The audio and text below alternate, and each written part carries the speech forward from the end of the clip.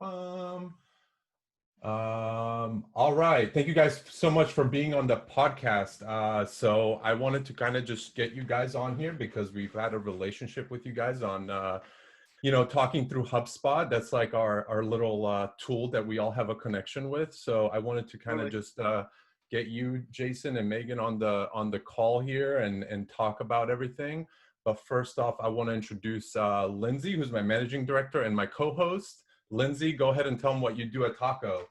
Oh man, I oversee the daily operations at Tako. A big part of my job is keeping Z out of the day-to-day and taking work from him and opening up his time to do more strategic initiatives. But ultimately, I manage all the managers at Tako, oversee all the projects and all the nitty-gritty that goes into that. It can be literally anything on any given day because it's agency life, but touch a little bit of everything. Greatest luxury for an agency owner of all time. So she's Tako Mom. We call her Tako Mom. Yeah, they can call me the mom of Tako. And then you guys, go ahead, Jason. You have the greatest luxury of all time, someone to replace some of your It's been the biggest blessing. I tell her every day, like, I'm so grateful for finding her. This is where I find all those times you miss on Upwork, one time that you get it right is like you get somebody like Lindsay to just be able to handle things. And I'm just like, yes, win. For all the times we miss, we hit big. We'll talk about all the times you missed later when we get to our survey.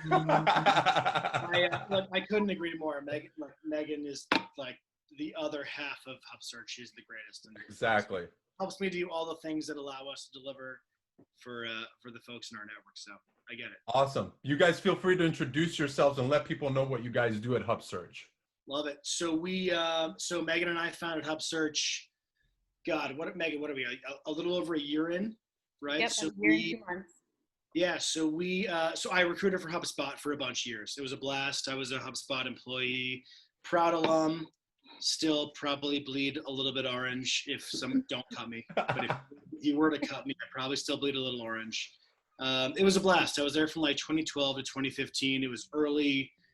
And we had an incredible time. So my team, which the audience here may care about, my team was me, Keith Pescasolito, who is now head of talent at Drift, Sean Marsters, who's now head of talent at Endeavor in Boston. So our little engineering recruiting team from HubSpot is now sprouted out and is basically running talent for some of the coolest startups in Boston. It's pretty neat. And long story short, Megan and I teamed up. We recognized an incredible opportunity to start the first recruiting company that was HubSpot focused on the planet. I'll be honest, I was blown away that nobody had done this. I fully thought, when we had this idea, we'd jump into this space and see 5 other companies, people had done this thing, and there was nobody in this space. So we founded the very first recruiting org that is exclusively devoted to the HubSpot ecosystem. So agency partners, solution partners, customers. Love it. It's been a pretty wild year. It's been a pretty cool year and a half. I love it. And Megan, so my role is sort of all the things you'd expect, like strategy, biz dev, just, head dog, top dog, dog mom, dog dad, all the things, because we're very dog friendly. Yes. Same. And Megan sort of does all things client facing, right? Megan is the person who helps us deliver to the very best of our ability. And I also work very closely and oversee the recruiting team, of which allows me to work even closer with the client and make sure we find them exactly what they're looking for. Yep. That's awesome. So tell me about your guys' process in general when it comes from, let's say an agency like ours comes to you and says, hey, we need somebody to help us with kind of getting up and running with HubSpot or something along those lines, or a business, or somebody comes to you and says, hey, we need somebody in HubSpot and we need them to do all the things. What does that kind of process look like on your end from start to finish? Do you have an existing database that you tap into, or do you go out and start searching for people that kind of fit the needs? Yeah, great question. So it's sort of both, right? So the searches that we run are so specific. Everybody's preferences are so different. I mean, look, let me back up and talk about sort of like our core audience, right? The vast majority of organizations we work with are HubSpot solution partners, right? That was where we started. Originally, we said, hey, we are exclusively going to focus on the partner network, which was amazing. We did that for a year. We ended up opening it up to HubSpot customers as well to broaden our audience a bit. But for the most part, our audience is HubSpot solution agency partners between 3 and 35 to 40 employees, right? It ends up being a pretty narrow focus. And the stuff that we hear over and over and over is, we need a great digital marketer who knows HubSpot. We need a great account manager who is familiar with the HubSpot tools and can think about strategy and operational delivery, and also lead a team. We have these sort of ongoing recruiting efforts all the time. But in our world, we actually see a really cool variety of searches, right? Like you and I talked about some of this stuff. Like we see developers, we see designers, we see SEO, PPC specialists, we see sellers. We just wrapped up a director of sales search for one of our favorite partners in West Michigan. So our whole world is sort of like, if you're in the HubSpot ecosystem in some fashion, we can help you grow your team, right? That's sort of the idea. Love with it. All of the caveats that includes. Love it. It's such a beast of a system.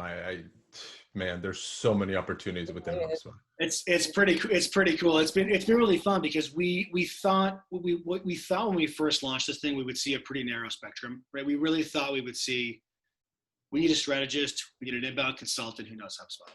And of course that's our thing. Like that's become our thing over and over. But I mean, good God, we helped one of our biggest partners in Manhattan hire a corporate recruiter because they said, hey, we just need some help in this other area. So our world has sort of become, as long as you're in this umbrella, right? As long as HubSpot is a part of the way you deliver for your team, for your customers, we can help you with whatever. We can apply great recruiting tactics to whatever you need. So we've seen a really cool spectrum of searches, which we love, right? That's what keeps it fresh for us. We have an incredibly deep network. We know a bunch of amazing people in this space, but we're always getting pushed a little further left and right. You know what I mean? We're always getting pushed for like, hey, could you maybe also help us find an internal recruiter who has happened to have worked on marketing positions before, right? So we're always getting pushed. Yeah, absolutely. To kind of piggyback off of that question, I'm curious about, because obviously Hubsearch was a very intentional decision to focus on, HubSpot. Yeah. And can you talk a little bit about what your thought process was when making that decision and why you decided to pursue that as a focus? Totally. So I make no secret of the fact that I had an absolute blast at HubSpot. Like that was, those several years were maybe the most fun I've had in my career. It was a great time. I mean, I got there when we were like, let me think for a second. 2012, we were probably like 600 employees. And I got a chance to see that through to about 3,000 employees, which included opening Dubspot. So I got to go to Ireland for 2 months in the summer of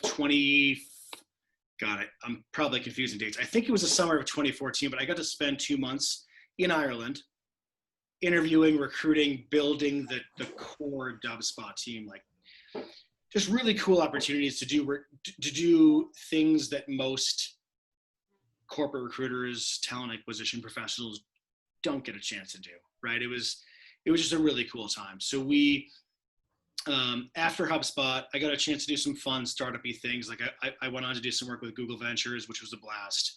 Helped them start a couple of startups like Adelphic, which was an incredibly cool time. We ended up getting acquired by the New York Times in 2017. Did a whole bunch of consulting for companies like Chewy, Klaviyo, Dakwa, which is an awesome boating app that's 100% founded by ex-HubSpotters. Oh, wow.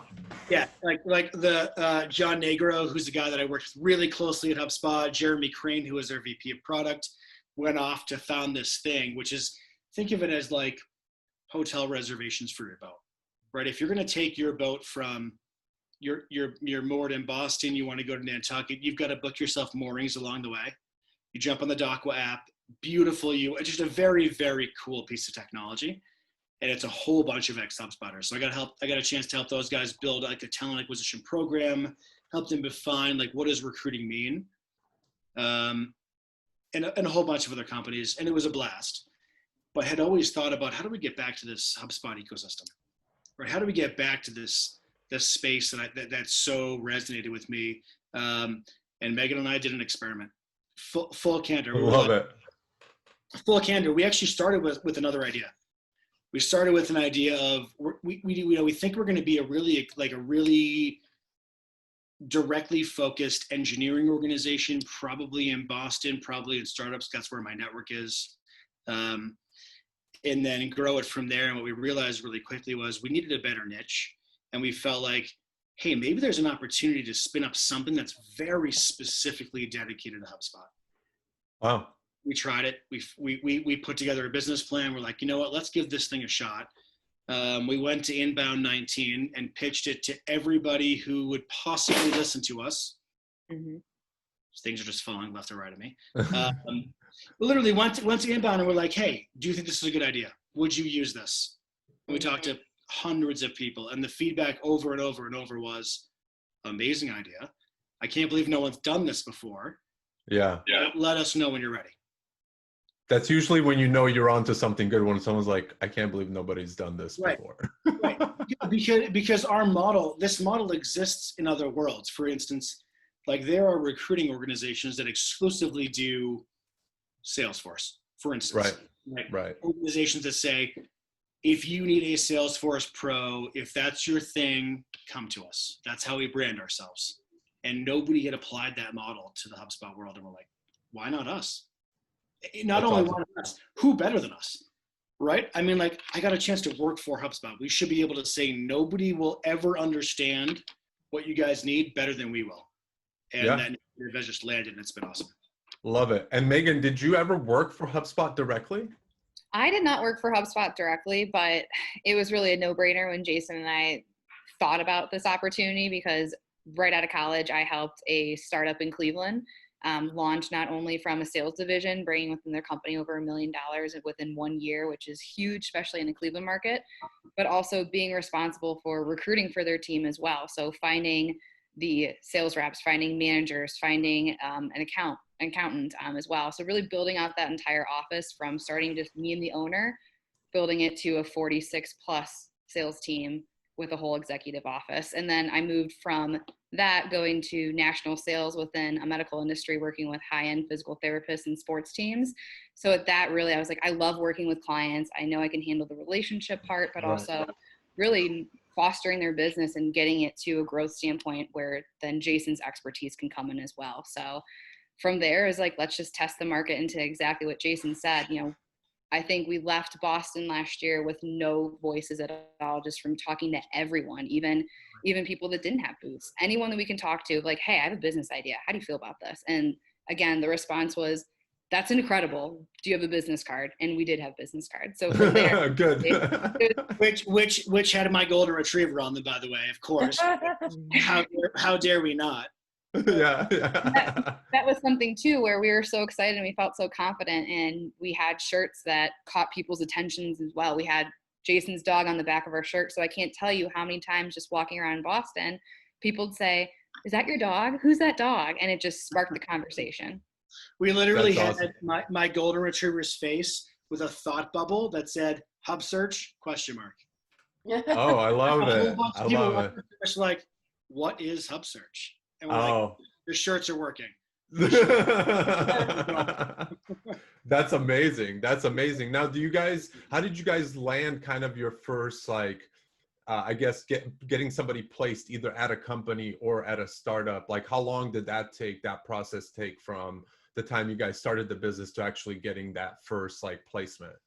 That's a great question. So Megan and I will never claim to be marketers, right? For all honest, it's kind of funny because for all the years that I worked for HubSpot, I've been talking about HubSpot.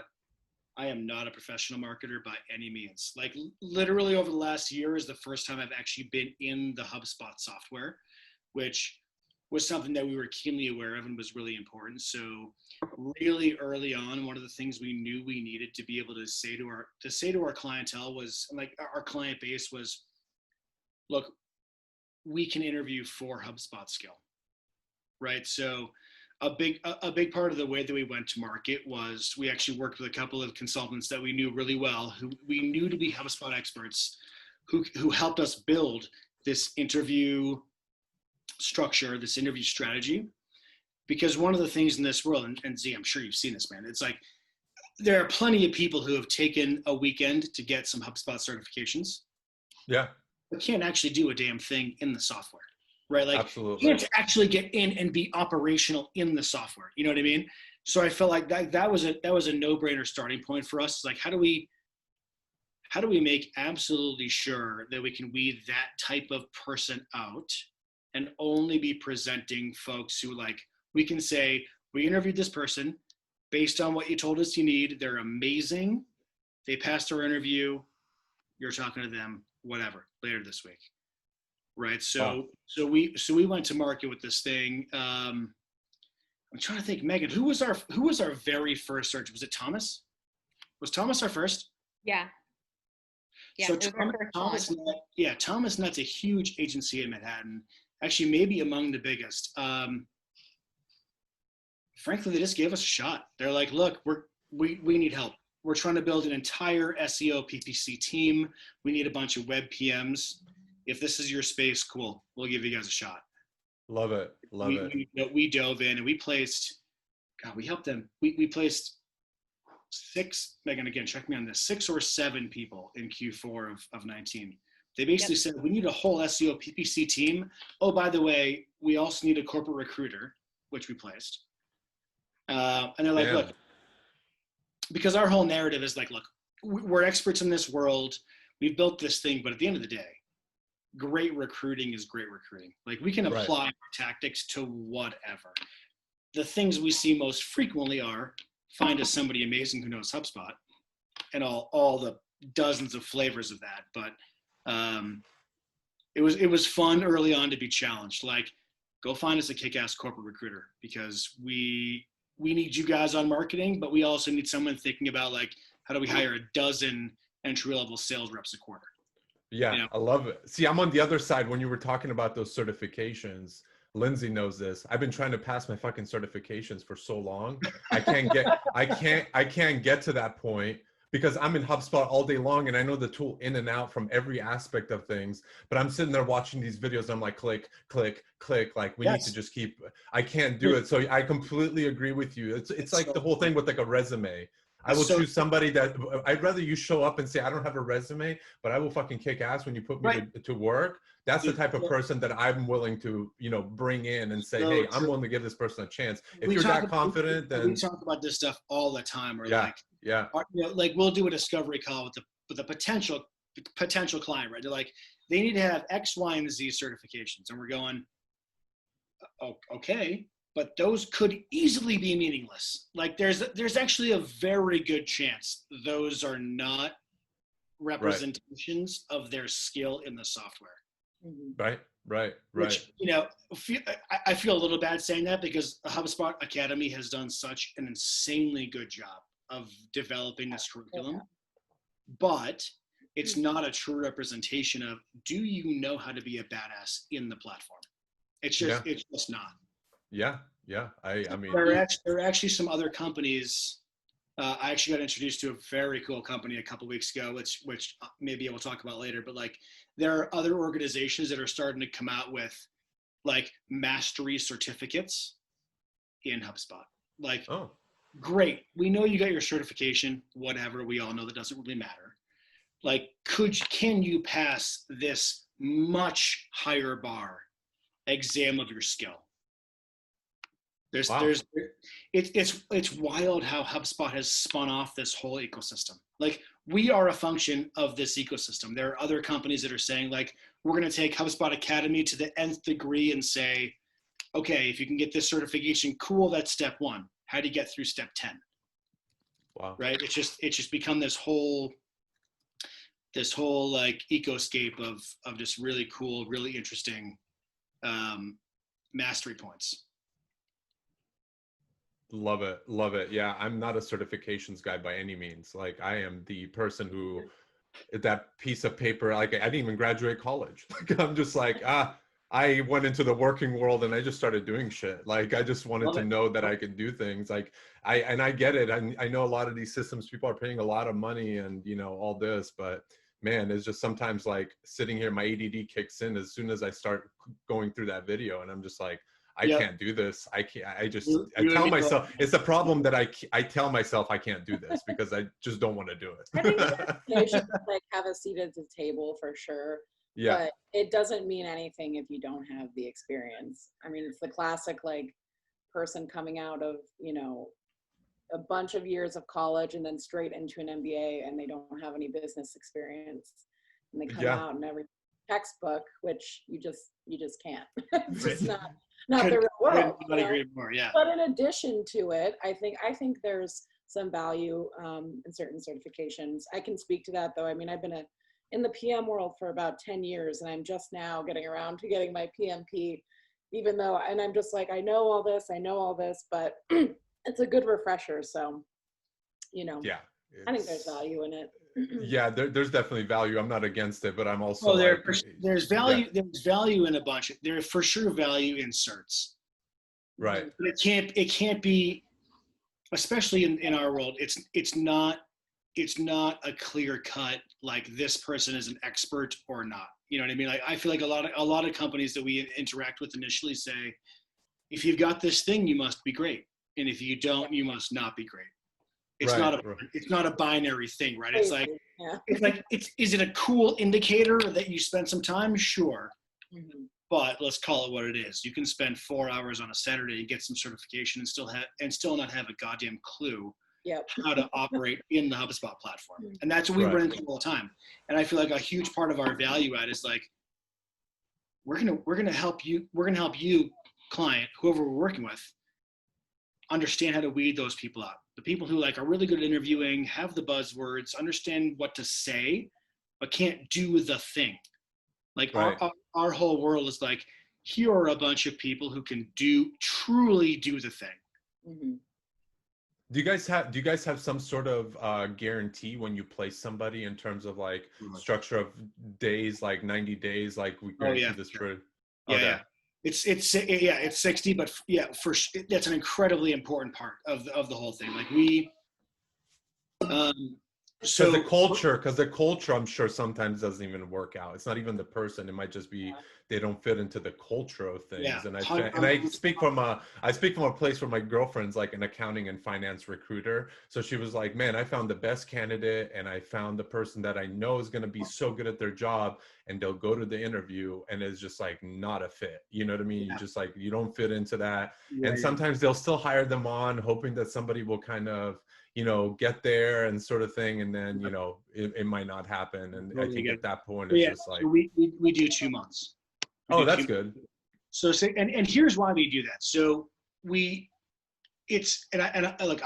tell all of our clients, our guarantee isn't a hedge against like Q1, Q2 performance, right?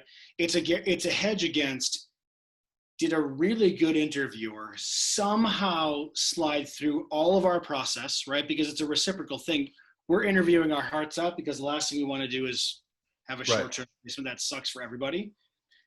As our clients, like, there's nothing worse than having a mishire. Like, that is more expensive, riskier than not making the hire, right? So our whole thing is like, how do we protect our partners against somebody who's really slick at interviewing but can't do the thing? Yeah, you know that in the first month. How do you spot those people? I'm thrilled that you asked that. So there's a bunch of different ways, right? So one of the things that we see all the time in our world is our clients will interview at very surface level, right? So we keep in mind our audience, right? Like you guys are sort of our audience, right? Like almost everybody we work with, almost every company that we work with is 5 to 35 employees, right? These are small to medium-sized businesses where we work with a whole bunch of founding teams who come to us and say, we need somebody awesome. That's as far as we've gotten. What the hell do we do next? We literally have no idea where to go next, right? Help us build an interview structure, interview strategy. Should there be a case study? Like, what the hell do we do? How do we manage this thing, right? So a huge part of the value that we deliver and something that's really important to us is the time emphasis, the heavy lifting is on our side, right? Right. We're gonna have to talk to 30, 40, 50 people. Damn. You client company, whoever we're running a search for, let's say it's Tako. You guys should have to talk to more than 5 or 6 people. Our job is to build you an exceptional shortlist quickly, right? Wow. We're not bypassing your process. Of course, you still have to interview, but we're saying here's 5, 6, 7 people who can for sure do the job. Super smart, super passionate, hit your culture points based on what you told us culture fit meant. And we know they can do the thing in HubSpot. Right. You guys decide which of these 5 or 6 people is the best option for you. Right? Like Go ahead. I was going to say, so how many phone calls a day do you and Megan get on every single day? That's what I want to know, because here I am over here trying to schedule all my calls. Lindsay and I do all our sales calls on like Tuesdays and Thursdays because we like to keep our working days, actual working days. I've been in that place where it's like, get a call in the middle of the day and then you got to go back to work. Like your guys are, I'm assuming hundreds of calls a week. Am I off? Like, oh, without question. I mean, we're interviewing, God, I don't even know. But amongst the entire team, 30-ish people a day. Mm-hmm. Holy. Like we're like, which is good, which actually is a great thing for us, because as this thing continues to evolve, as our business gets more mature, we are going to know we're probably still a year away from this, right? We're a young company, right? But we're going to know every single operator in the space. Like we're going to get to a point in the not too distant future where we have this incredible data asset, right? We're going to have this database of people we can say, like, these 590 people near New York City know HubSpot inside and out. Yeah. And that's what's going to be an incredibly important value add to our thing. So right now, this is more of an internal thing, but it ends up being more heavy lifting on our side, right? So we get a brand new search in a new city, and a lot of our searches, no surprise, are national, right? Hey, find us somebody incredible. We don't care where they sit. COVID obviously is a part of that. Right. But of course, we still see searches that are like, this person needs to be in San Diego or Phoenix or whatever, right? So for us, the deeper we get into this world, the better for everyone. Like our reach, our network is growing in exponential ways. It's pretty cool. Like we feel like we're not far out from being able to say, like, we know the HubSpot practitioners in the US. That's awesome. Like we know really awesome. That's what we're working toward. That's awesome. So Megan, let me ask you, what tools throughout the day do you guys primarily like? Do you guys use HubSpot pretty much for everything? Really? Like, we're actually HubSpot customers ourselves as well. So, I mean, I have it up on my screen all the time. I bounce between a couple different recruiting platforms that we use with candidates, but primarily I'm living and breathing through HubSpot myself. What other tools do you guys use, if I may? Yeah, there's a bunch.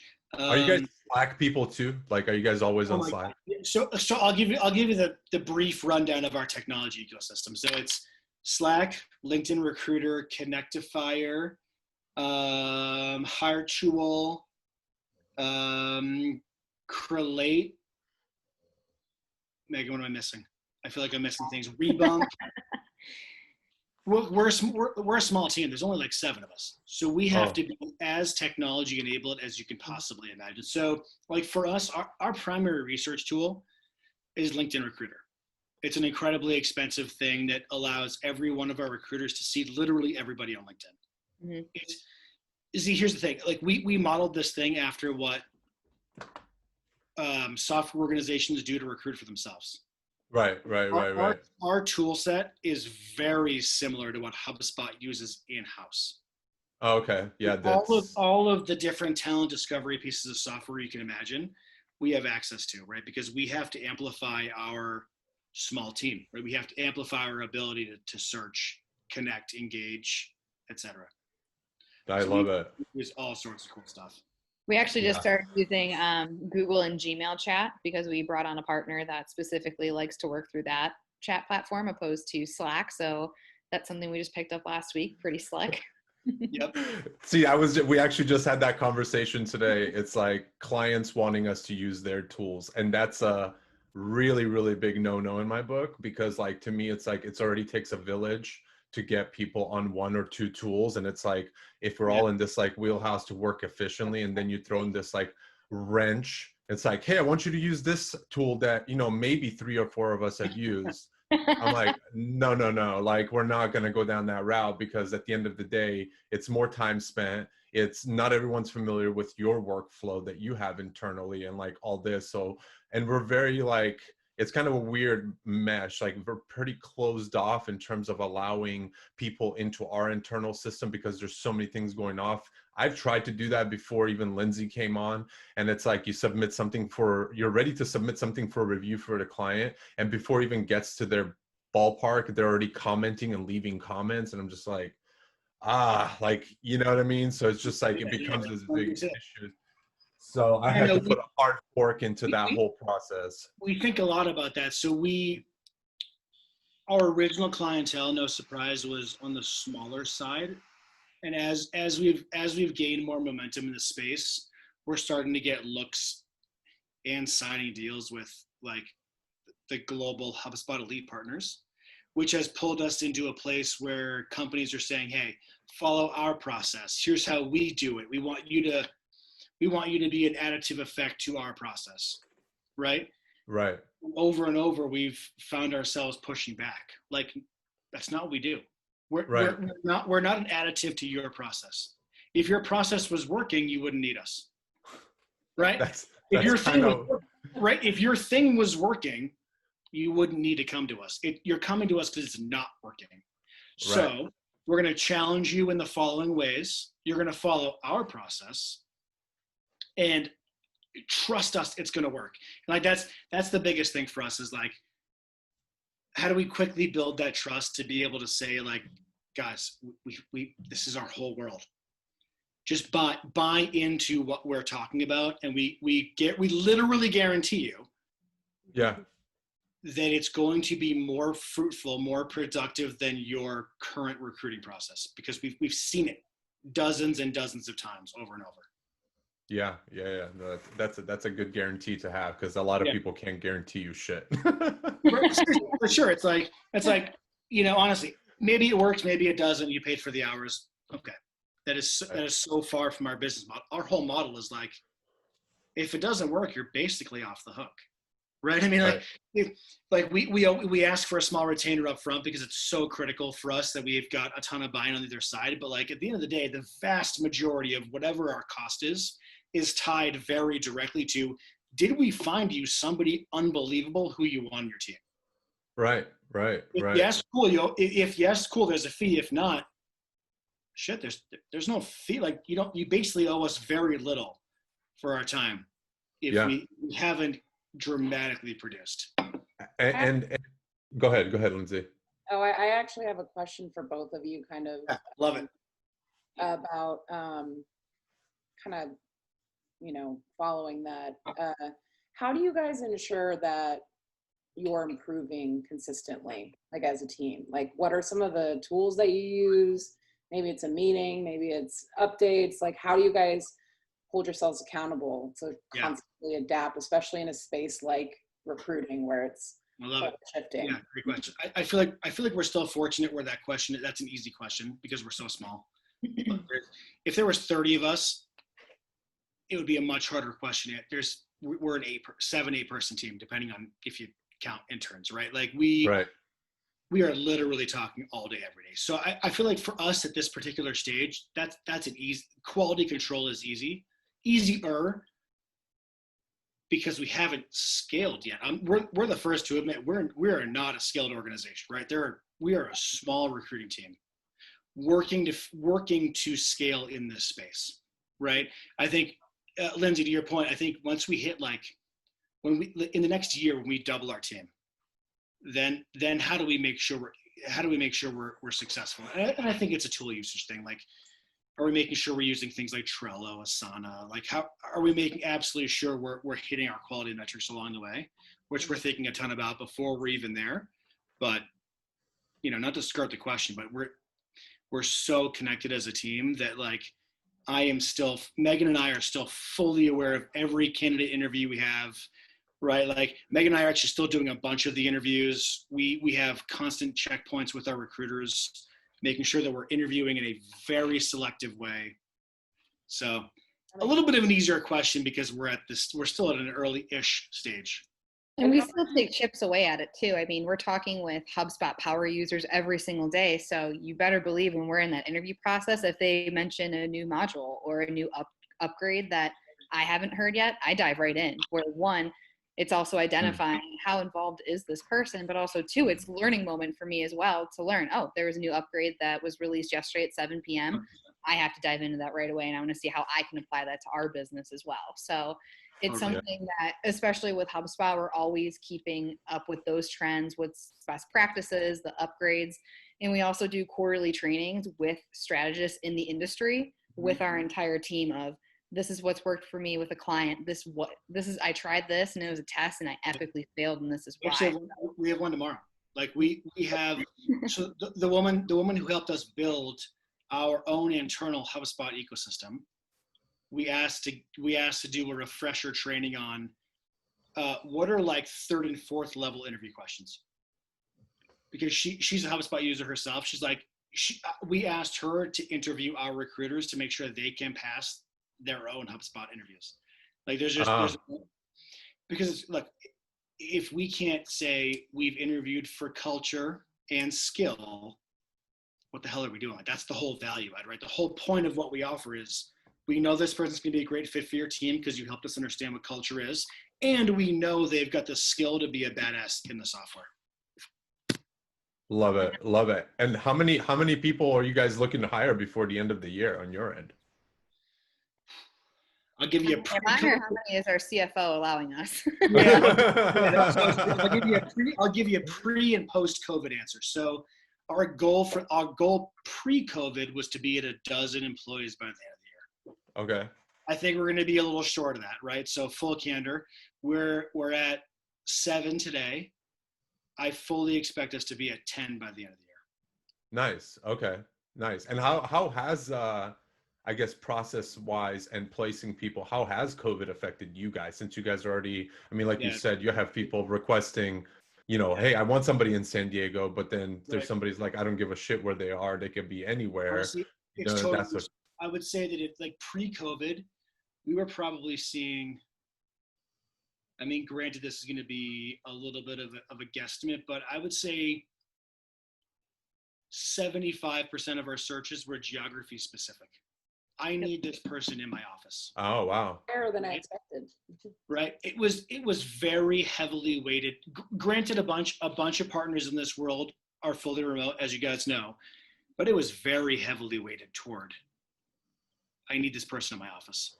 We have seen the pendulum swing drastically the other way, which is a really interesting thing for us, right? It's like, we talk to our partners about this and our clients about this all the time. It's like, if you don't need this person in your office, that does really interesting things for your ability to search for the best talent, right?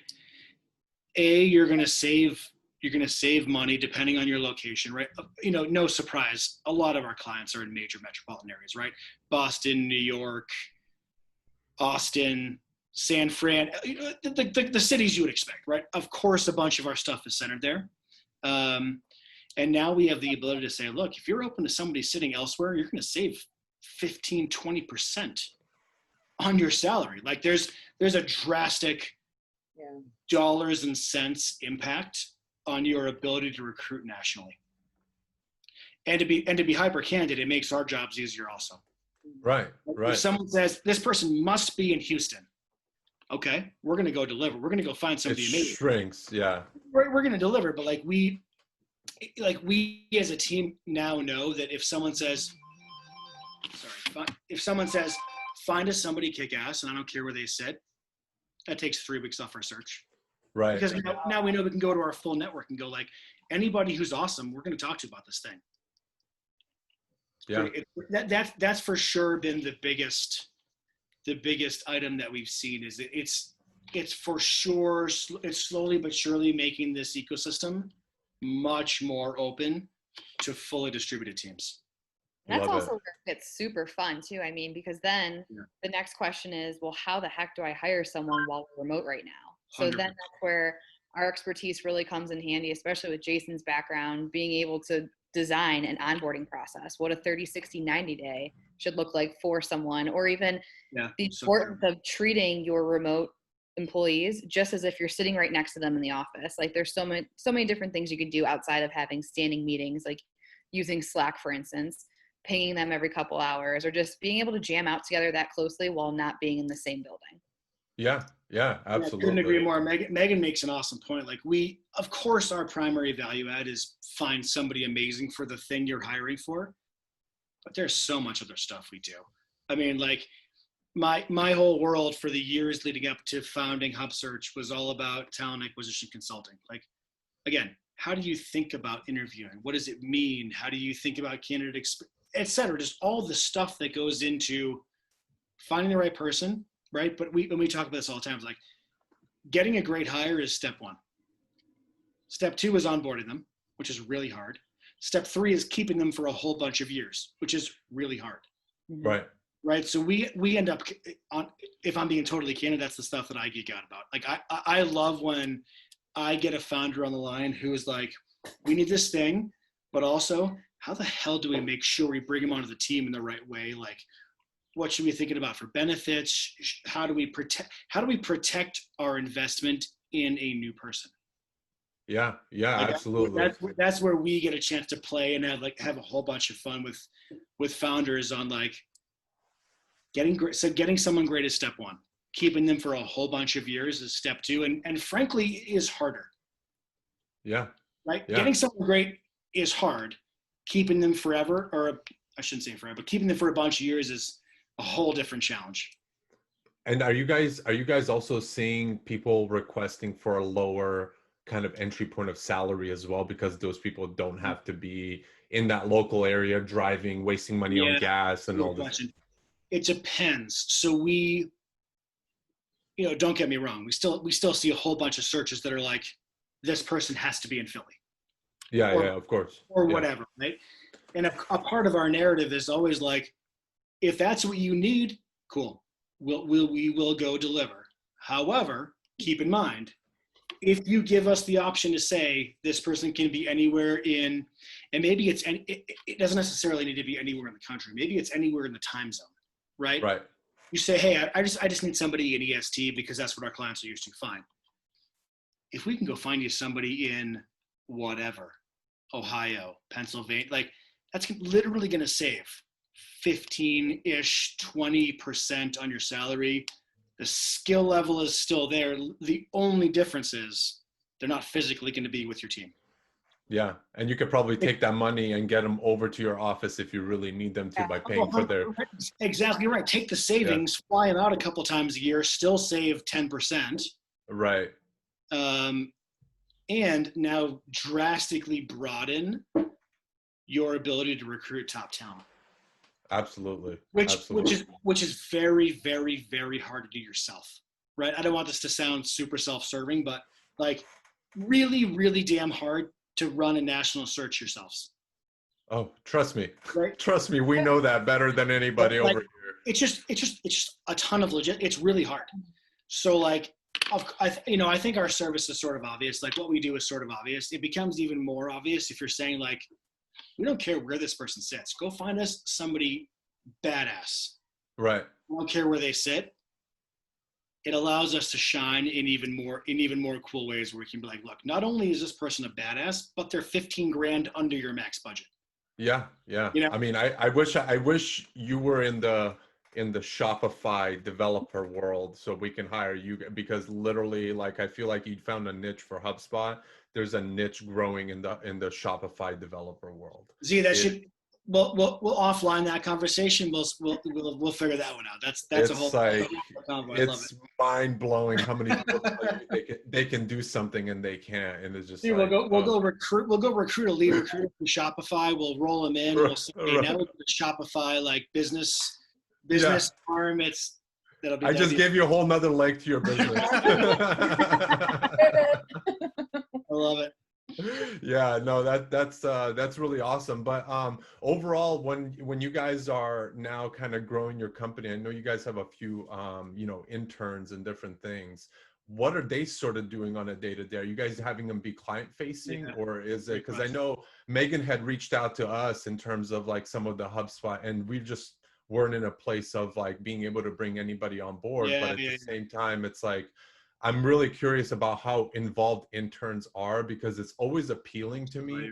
But our business on such a fast pace sometimes in the development world that we have a junior developer right now, and we literally want to make sure that like we keep him and we keep molding him to be the greatest person that he can possibly be. And he's so open to it. So finding that person that's open to it and knowing like, hey, listen, I'm not an expert here, but I'm willing to learn, versus somebody that comes in and is just like, hey, I know everything. And then you come to find out they know nothing. And then you got to figure out, how do we go about this? So what are your interns actually, what are your responsibilities for your interns as they come in? We feel incredibly fortunate to have. So our first formal partnership with HubSpot is exactly in this space. So we got introduced to their HubSpot has this thing called the Education Partner Program. Okay. It totally flies under the radar. It's a part of the academy that I think most people are unaware of. And in another absurdly genius move from HubSpot, it's basically a team at HubSpot that is recruiting professors across the US and saying, hey, we're going to give you enterprise for free. Build curriculum for your students that is inbound / HubSpot specific. I mean, absolutely brilliant, right? So literally HubSpot is now creating the next generation of HubSpot users before they're even out of school. It's crazy. Incredibly intelligent decision. We got introduced to the woman who runs this program, who actually came to us and said like, hey, we need help finding students internships in this world. Hubsearch, can you connect us with your network? We said, hell yeah, we can. Amazing, right? So this past summer, so summer 2020 was the pilot. We kept it very small intentionally. And we went out to a group of like our core network and said like, we're going to get access to some really smart students, like some really intelligent students looking for internships. Do you want to be a part of this thing? Right.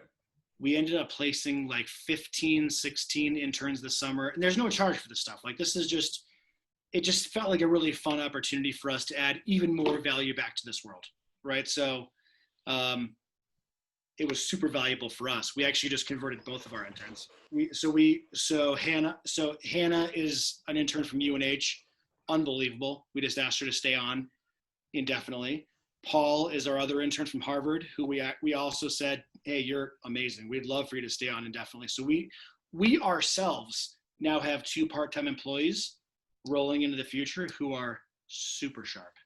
I love that you guys are drinking your own medicine, because I think we have to. We have to, right? Like we feel, honestly, we feel like we hit the lottery. Like we got these 2 incredible interns who are now going to be a part of our team rolling forward. And we helped our partners hire 12, 15, whatever it is, other interns. And I'm sure there are full-time offers coming there. Right. Long story short, it's just another way for us to add value.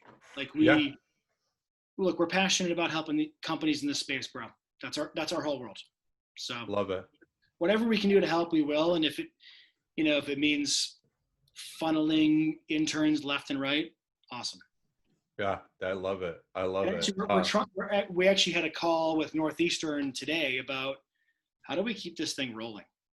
Like we're sort of using ourselves as the test case. Like we as an organization would love to have interns at all times of the year. Right. Because why not? I mean, these were 4-credit interns. These were $0 interns. So we had really, really sharp students committed to helping our business grow for literally $0 for course credit. And how long do you guys, is it 6 months, a year? Complete no-brainer. So this was for the summer. Okay. We're working right now with HubSpot and with Northeastern and a couple of other universities to figure out, like, how do we keep this thing rolling year round? Okay. We feel very confident there's a bunch of organizations in this space who would be like, yeah, why wouldn't we want super sharp students for free, essentially, helping us build content, think about strategy, do biz dev, do documentation, whatever it is. So we're trying to figure out, like, what's the underlying structure? Because most people equate internships with summer, but that doesn't necessarily need to be the case, right? We feel like there could be co-op opportunities, there could be fall internships, especially if these are students who are part of programs where they already have seen HubSpot software. Yeah. Right? Because their professors have access to enterprise. HubSpot's giving them like $6,000 a month worth of free software. It's crazy. Jesus. And saying, like, teach your students how to use this stuff. And on top of that, Hubsearch, can you help these guys find internships in the network? It's been pretty cool. It's been a fun pilot. Next summer is going to be much, much bigger, and we're trying to figure out how do we keep this thing rolling year round. Yeah. Are you guys sad that Inbound is not happening this year? Oh my God. Yes, it breaks my heart. We had a booth. We were sponsors. Oh, wow. We were ready to go kick ass. Like we had our whole team going. We had swag gear. We had our marketing ready. We had everything ready. Look, for a small, full candor, for a small company, we way stretched our budget to be sponsors. Yeah. Because we're like, this is our Super Bowl, right? Right. That's a good way of putting it. Every single person we talk to is in our world. Yeah. Either you're going back to a company that uses HubSpot or you work for it. Like everybody that we could possibly pull to our booth was in our space. We were so bummed to see. Yeah. Lindsay and I were talking about, well, first was Inbound for a little bit. Then it was Shopify Unite conference, and that got canceled early on in the year. And then we started talking about how we could put together something where it's like more meetup stuff. And then the whole COVID shit like just happened. And we're just like, are we ever going to even get to go out and talk to these people? It's going to be emails all day long. Like, I'm tired of this. Virtual. Yeah. And look, I love HubSpot's idea. I think the virtual conference is going to be really cool. Right. But it's not the same. Like, you can't. This is literally what it's going to be. What we're doing here, and you're just going to be in a different room. I'm honestly curious to see the numbers on whether people turn out or less now that they can just hop on from their computer. I totally agree. Like, it's going to be cool, but it's just not the same, unfortunately. It's definitely not. Because look, Meg, we all went to Inbound last year, and like I kid you not, we literally pitched our idea for Hubsearch to every human being who was willing to listen. We had thousands of conversations. Yeah, Thursday and Friday, we were the last people to leave the building. Like, we literally had thousands up, and we're the last ones. Oh wow, that's dedication right there. Every single human being who was willing to listen to us, we talked to and pitched and asked for feedback. I love it. And we were so excited to do that again this year because we felt like, okay, we're 1 year removed. We are at an enormously advanced stage. We've got a whole bunch of cool clients. We've had a bunch of success. How do we keep evolving? How do we keep rolling? We were totally bummed. Yeah, and we had candidates that we've worked with or we've interviewed that were like, hey, looking forward to meeting you at Inbound. So we had a list of at least 70 different candidates that were there that we're all going to go get together and go out one night too. But candidates and founders like other, founders of other agencies who had sponsorship, like we were going to throw a big party. Anyway, total bummer because it was going to be a blast. Oh man, that's so unfortunate. I have a question for both of you. Yes. What is, well, I won't say the biggest learning, but what is the one learning that if you could go back and tell yourself when you guys started, what is the learning that you've learned that you wish you could tell your past self or would have? Megan, you go first. Jason needs time to think. I think I have my answer. I know what I think it is. I want to hear it. Megan, you go first. No, so that's not fair because now there's pressure. I know, right? Totally. All right, I'll go first. If you want me to go first, I will. I think stick to our process. I was just going to say be more aggressive with our process. Is that too aggressive? We have to be very assertive with the way we operate. Right. Because it's very different than what most founders, what most agencies are used to. And that's not a bad thing. Right? We get a lot of pushback on our process sometimes because it feels very foreign. It feels alien. It feels different. But we know it works. We've seen it work over and over and over because our process is very different. Like, again, we're not a staffing agency. Like it would kill. Right. It would literally be nails on a chalkboard for anyone to ever call us a staff. That's not what we do. Mm-hmm. Right? The way we deliver is much more akin to like executive search. Like working with Hubsearch is essentially saying, I now have a killer recruiting team sitting down the hall in our office. Like that's what it should feel like. That's the whole point, which means we're not a vendor. We are part of your business. We interviewed this person. They're awesome.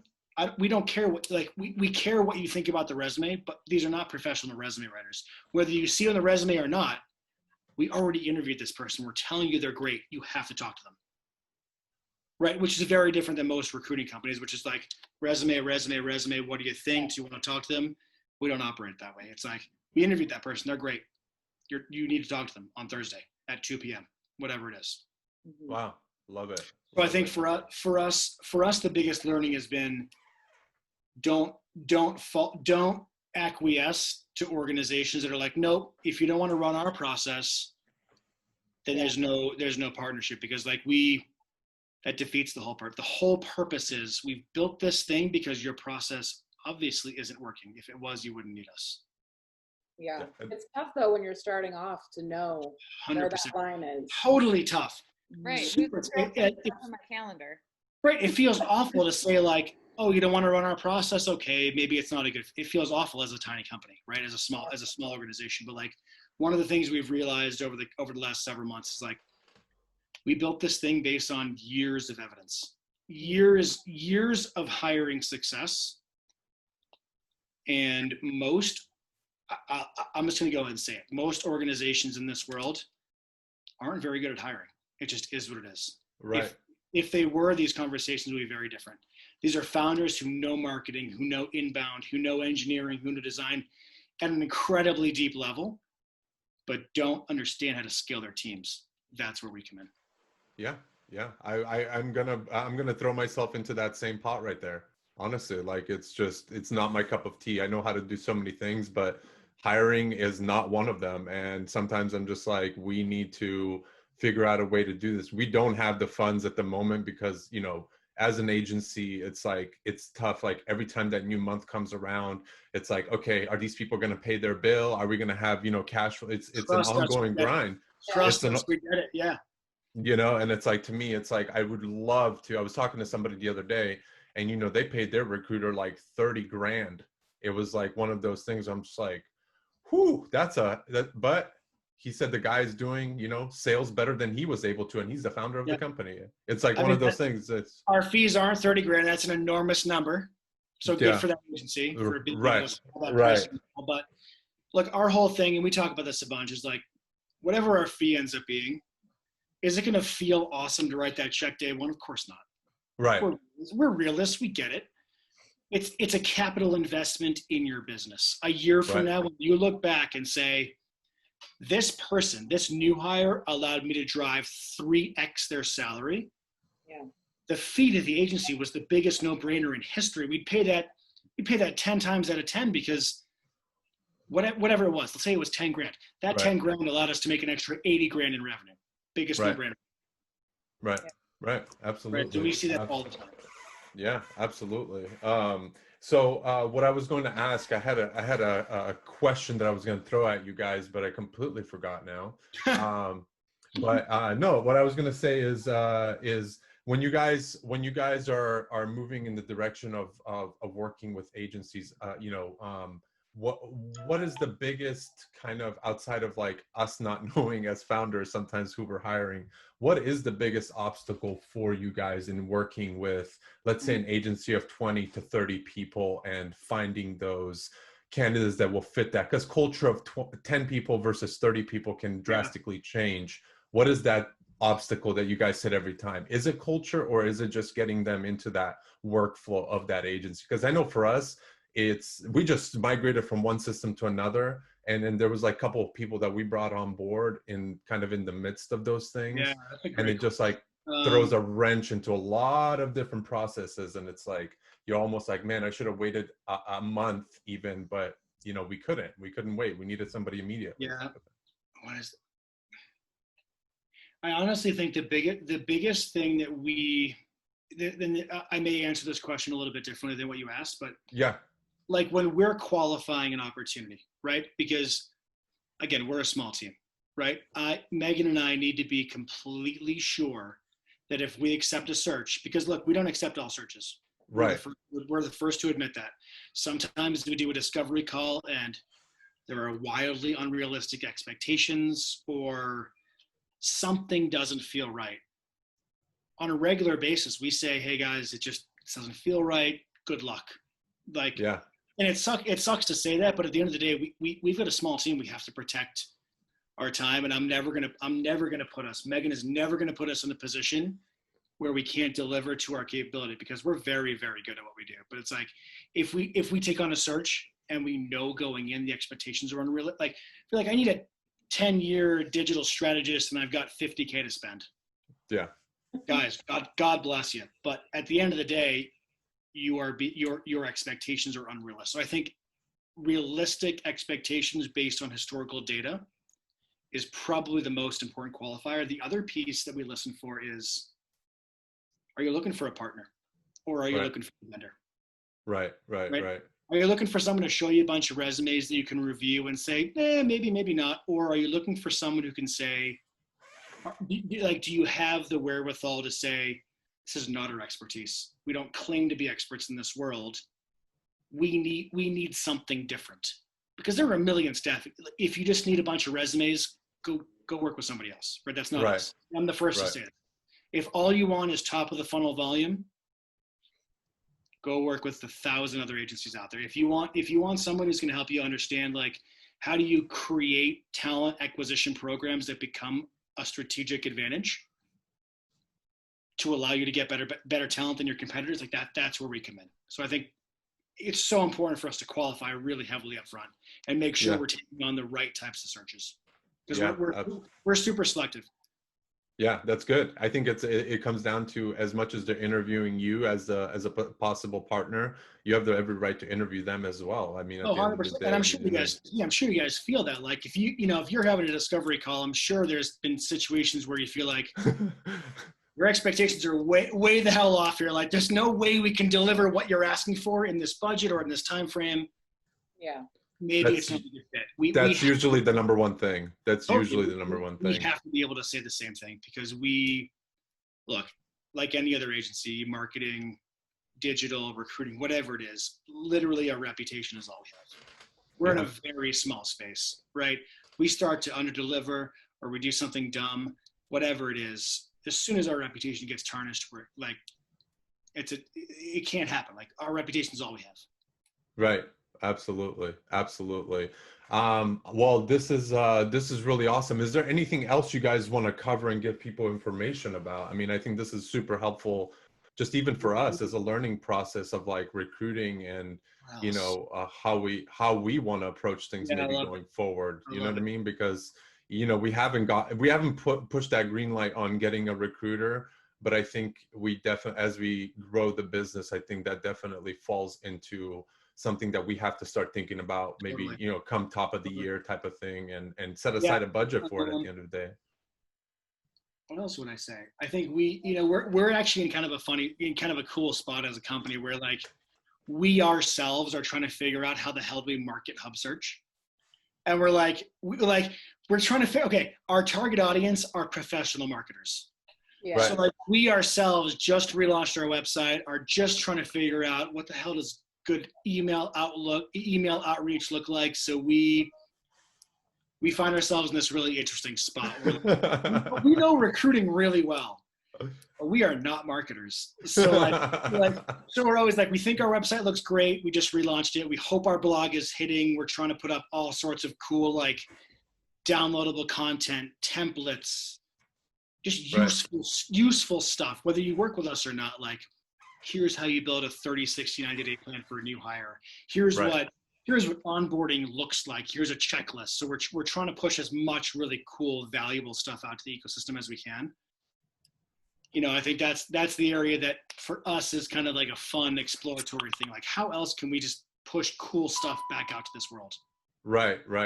No, that's awesome. I think that's everyone's game plan, especially in COVID times nowadays. It's like everyone's just trying to get in front of the next person, make sure that they're giving away something for free, or that their their blog is firing off and different things like that. I mean, so one of our favorite blog series. We created a blog series called Hire Like HubSpot.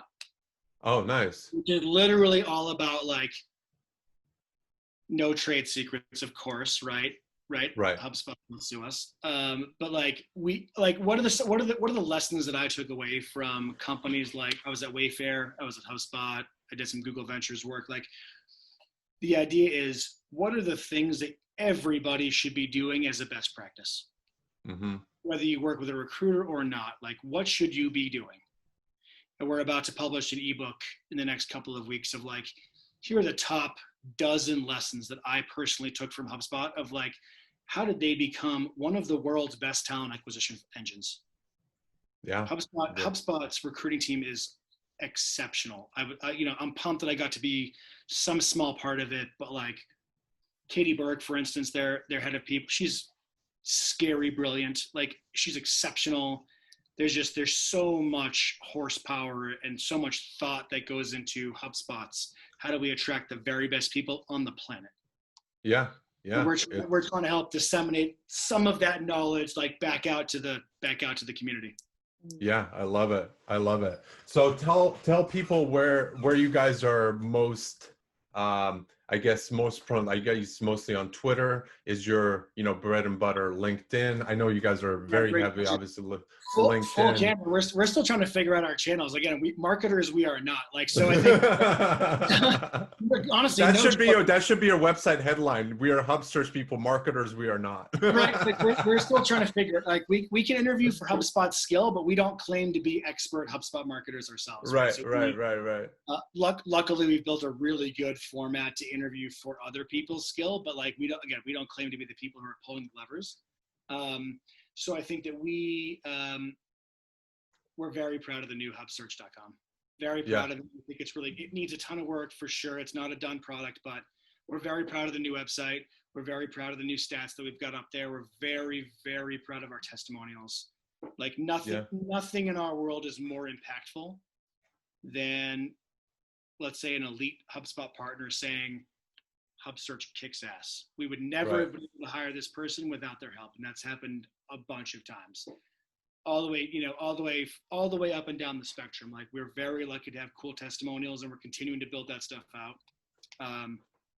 But just, word of mouth, word of how we've been able to deliver is that we're probably most proud of. Love it. Well, that's really awesome. Lindsay, do you have any other questions or anything? Yeah, I have one more question. It's going to be a personal one. I'm just curious. What are you guys reading right now? Yes. Love this. Love it. Megan, you go first. I'll admit I'm not a huge reader. I'm more of a podcast listener. There we go. Lindsay emailed me and said, "Hey, we have this thing going on. Are you interested?" I was like, "Heck yeah, I am." Jonathan. I'm more of a podcast listener as well, so I listen to that on the background, more music. So I'm not much of a reader. In complete transparency, I'm not going to BS you. I love it. What are some of your favorite podcasts? So as we mentioned before, Joe Rogan is definitely one of my favorites. So Yes. with that being one of the most popular, I love that one. I also listen to a lot of agency podcasts. You can call me super lame, but I love Maury Creative's podcast. The one that Jed and John run are awesome. It's something that really Inbound and Down is amazing. If anyone's not listening, if you're not listening to Inbound and Down, they let off with Halligan this year. Like they have very, very high end guests, and it's a very cool thing.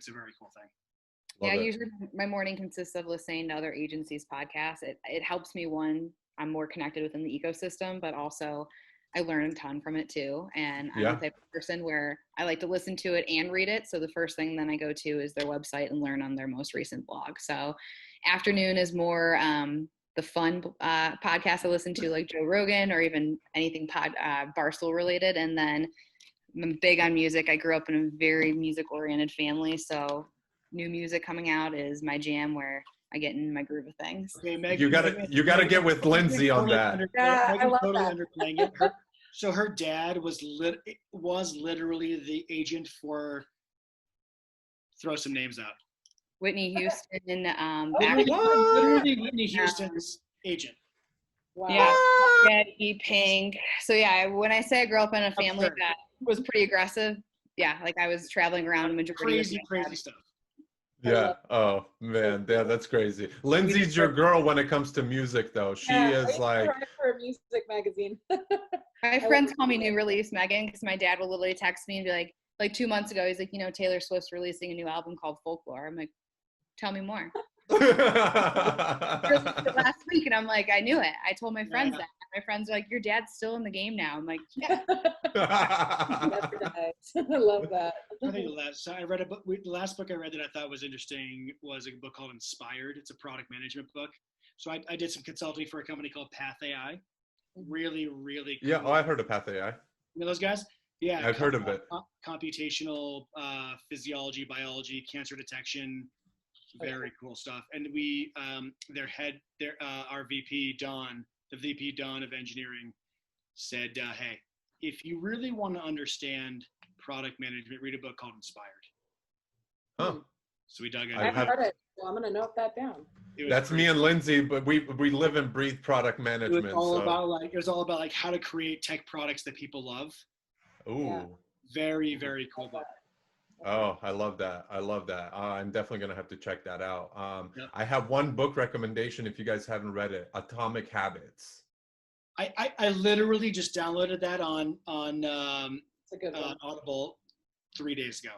Life changer. Oh, I'm super excited to dive into it. I'm excited because that's for all my ADD, that's the hardest thing for me to do is really define good habits. So I'm super excited to dive into that. I'll tell you one thing. You'll notice how many good habits you have. You're like, oh, that actually, it almost like when you think back, it's like having this water bottle sitting on your desk to remember to drink water. You're gonna be like, oh, I'm really good at that. And then it takes you to a whole different spectrum where you're just like, oh, I am so horrible at this. Like it just. I totally believe it. I'm super pumped for it. Yeah, no, it's an awesome book. Well, I do appreciate you guys being on the podcast. I think this is awesome. I think you guys dropped a lot of gems for people to understand not only your business, but I think overall recruiting and how it works and how effective it can be if it's done the right way. So I do want to say thank you guys for being here and kind of giving us all that information, and much success to you guys in growing your team. I think that's really, really awesome. And, we probably will be reaching out within the next few months to get some HubSpot people on our team because we love HubSpot. We see there's going to be a lot of cool opportunities for us to jam together over the years. So yeah, we're super excited. Thanks so much for having us on this thing. It's been a blast. Yeah, absolutely. Thank you guys. I appreciate it. And you guys have a good rest of your day. All right, guys. Take care. Thank you so much. Thanks, Bye, Lindsay. Bye.